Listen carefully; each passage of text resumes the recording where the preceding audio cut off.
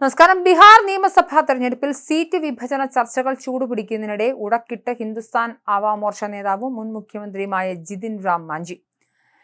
HAM-ന് 15 seat കിട്ടിയില്ലെങ്കിൽ മത്സരിക്കില്ല എന്നാണ് മാഞ്ചിയുടെ മുന്നറിയിപ്പ്. അപസ്വരങ്ങൾ ഉയർന്നെങ്കിലും NDA ക്യാമ്പ് വിട്ടുപോകില്ലെന്നും മാഞ്ചി വ്യക്തമാക്കി.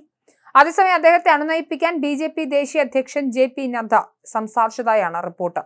പാർട്ടി എന്ന നിലയിൽ അംഗീകാരം കിട്ടാൻ ഞങ്ങൾക്ക് മാന്യമായ നിലയിൽ സീറ്റുകൾ വേണം.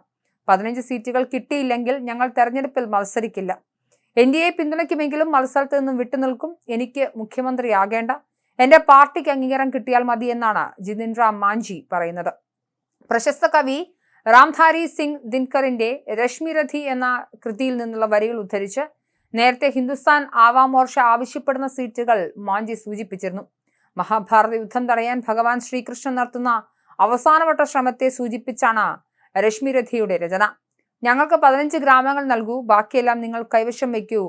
HAM സന്തുഷ്ടരായിരിക്കുമെന്ന് മാഞ്ചി എക്സിലെ പോസ്റ്റിൽ കുറിച്ചു.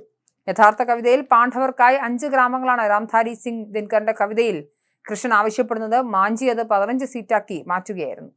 NDA ഇതുവരെ തങ്ങളുടെ സീറ്റ് പങ്കിടൽ ഫോർമുല പ്രഖ്യാപിച്ചിട്ടില്ല. അതിനു മുൻപേ ഘടകകക്ഷികൾ വിലപേശൽ തുടങ്ങിയിരിക്കുകയാണ്. 243 സീറ്റിൽ JDU-വും BJP-യും 100 സീറ്റുകളിൽ വീതം മത്സരിക്കുമെന്നാണ് സൂചന. ചിരാഗ് പാസ്വാന്റെ LJP-ക്ക് 24, മാഞ്ചിയുടെ പാർട്ടിക്ക് 10 സീറ്റും ഉപേന്ദ്ര കുശ്വാഹയുടെ പാർട്ടിക്ക് 6 സീറ്റും നൽകിയേക്കും. മാഞ്ചിക്ക് പുറമെ ചിരാഗ് പാസ്വാനും സീറ്റ് നിലയിൽ തൃപ്തനല്ല.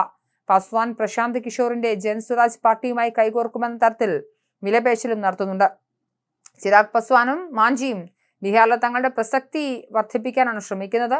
ഇരുവരും മോദി മന്ത്രിസഭയിൽ സ്ഥാനങ്ങളും വഹിക്കുന്നുണ്ട്. BJP-യും JDU-വും തമ്മിലുള്ള സീറ്റ് പങ്കിടൽ ചർച്ച അന്തിമഘട്ടത്തിലേക്ക് കടക്കുകയാണ്.